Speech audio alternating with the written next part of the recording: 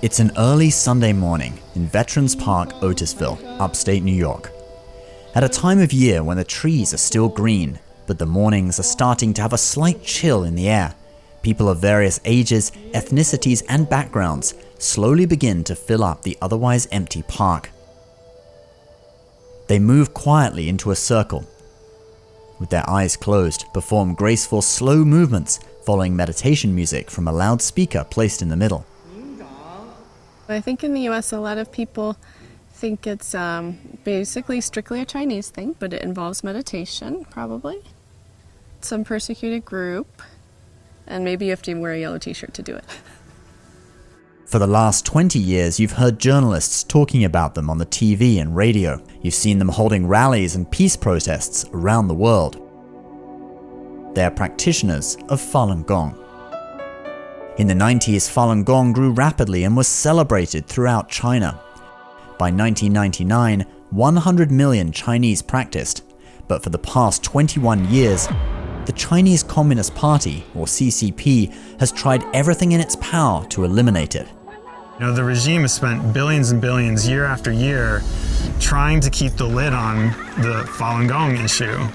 Only now, recently with the pandemic, have people seen the mask come off. Media in the West have done little to expose these crimes against humanity, so Falun Gong practitioners inside and outside of China have mobilized to tell the world the truth. Who are these people? What motivates them? And how might their struggle to expose the CCP have far-reaching implications for all of us?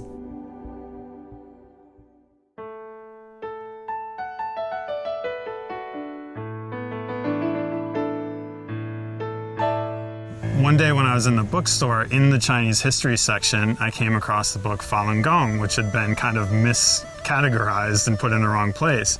So when I picked up the book and I started looking through it, I was like, wow, this looks like what I'm looking for, actually. It's that energy-related practice rather than martial arts.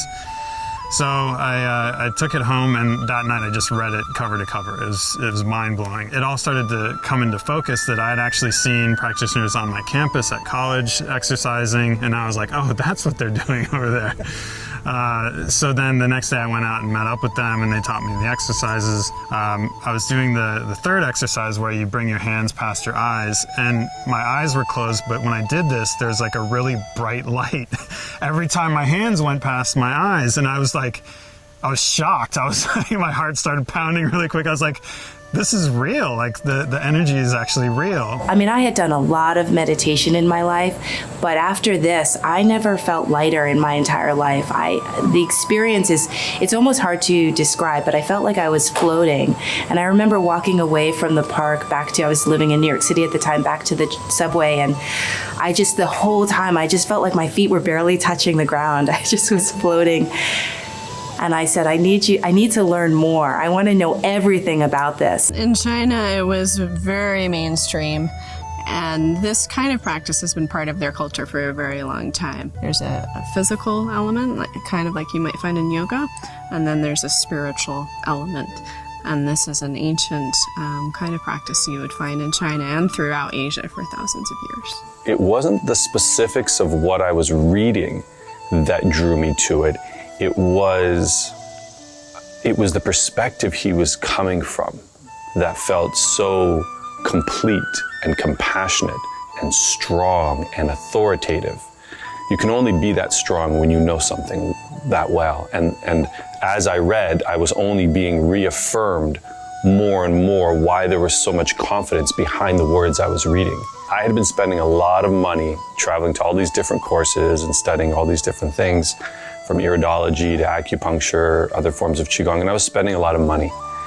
And I thought for sure tomorrow they were going to start charging for this. So I started printing everything off that I could and took it home and read it. I remember when I first practiced, I went to the park and a practitioner taught me how to do the exercise. After that, he didn't ask me about my name or my contact information. all the practitioners at the spot just smile at each other, and they pick up their bag and they left. And I was like, because I was a little nervous, how refreshing, because it's not like everybody trying to get your contact information, ask you when you're gonna come next time. The way I was in life before picking up the practice is that when I was very diplomatic, and I don't mean that necessarily in a good way, I'd walk into a room and I would kind of change my personality, what I was advocating for or not, depending on who's in the room. I don't want to ruffle any feathers, this kind of thing. And it always bothered me. One of the things I noticed in myself after studying the principles of Falun Gong is that changed. I could walk into a room and be very comfortable first starting from a principle standpoint. What do I think is right here? What do I think is wrong? And even if everybody in the room is sort of against it, or I look up to them and I don't want to, perhaps offend them, I was much more natural. It wasn't something I had to force. It was very sort of natural to say, folks, here's where I think we stand. And it sounds like a simple thing, but it's tremendously liberating. About 6 months after I started practicing, I went to Texas because Jiang Zemin, the former leader of the Communist Party, went to Texas to meet with President Bush at the time. And so a lot of practitioners went there to basically protest and show banners telling the leader to stop persecuting Falun Gong. So again, I was very new in the practice, but when I went there, it was like being in a sea of just incredibly nice, friendly people. They were there truly to peacefully demonstrate and call for help, really. And there's, over the years, like, the term protest takes on different meanings, right? Many years ago, my husband and I had a few people come over to our house to work on an advocacy project. And these were all people who practice Falun Dafa. So we were there to talk about what we were going to do for the project. Well, after everyone went home, we found on our answering machine a recording of us speaking in our living room. Now you might think, oh, it was a hip dial. No, it wasn't. Because that same evening, other people who were at the meeting called us and they said, you'll never guess what happened. There's a recording of our meeting on my voicemail at home. So this happened to several people's landlines, actually, when they got home. So we realized it was probably an intimidation attempt of some kind. So we reported it to the FBI. The FBI gave us a meeting. So my husband and I went and met with them. And we talked about what happened. And they asked us one question. They said, do you guys have children?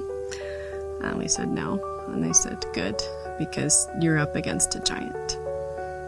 So that sentence has stayed with me for a long time. They've been persecuted for 21 years in China, and they're still peaceful. They're still trying to think of creative ways to stop the persecution without hurting people, and it's just a remarkable group of people. Everybody's nice, and everybody's nice when their self-interest isn't involved when they're dealing with you. But I think what sets practitioners apart is that practitioners require of themselves to be better people. And they require of themselves to consider others before themselves. And I think if you were to put somebody as nice, I think that's genuinely nice. And that's not nice when it's convenient for them to be nice, and not nice when their interests are at stake. One time I was working with a practitioner when I was in college, and I thought this moment was very defining in terms of being a practitioner. I woke up late in an activity that we were doing together, and I was supposed to deliver some audio equipment for the practitioner. And when I woke up, I already saw I was maybe 30, 40 minutes past the time that we were supposed to meet. And I felt really bad about it.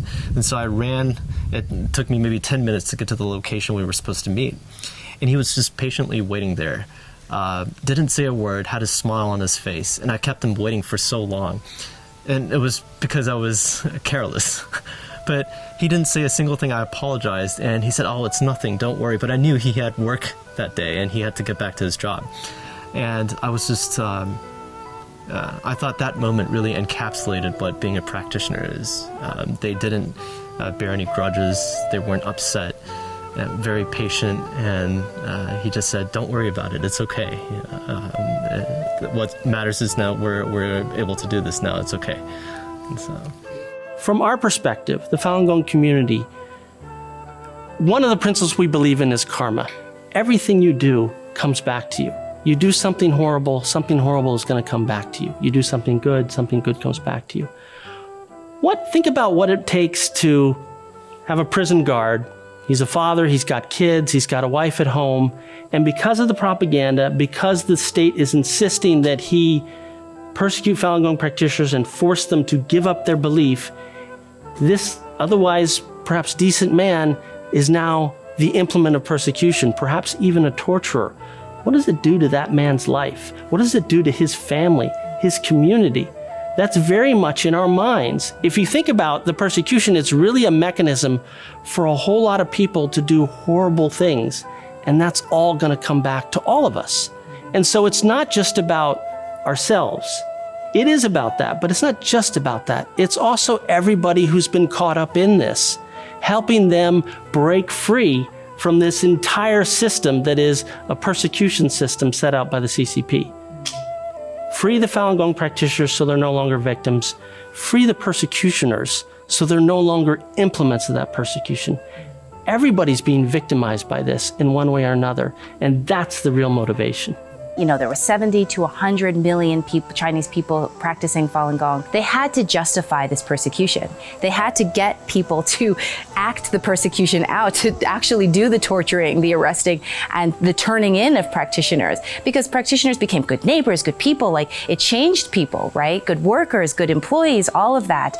And so they had to figure out how to make this persecution actually happen. And so they used their state-run media to defame the reputation of Falun Gong practitioners. And so they created a lot of propaganda against Falun Gong that people had to listen to through the radios, through the TVs, through everything, on the subway, on the trains, day in and day out, so that they could justify arresting and taking in busloads of people every single day in major cities in front of everybody. The practitioners, for years, they were trying to reach the media, but because the first thing that came out of China in 1999 was the propaganda, and it came out in force.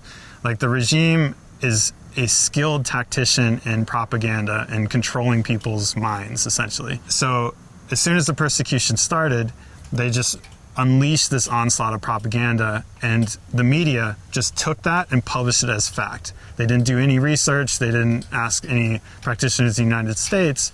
And of course, the access that they'd be given in China would be very tailored and, carefully crafted.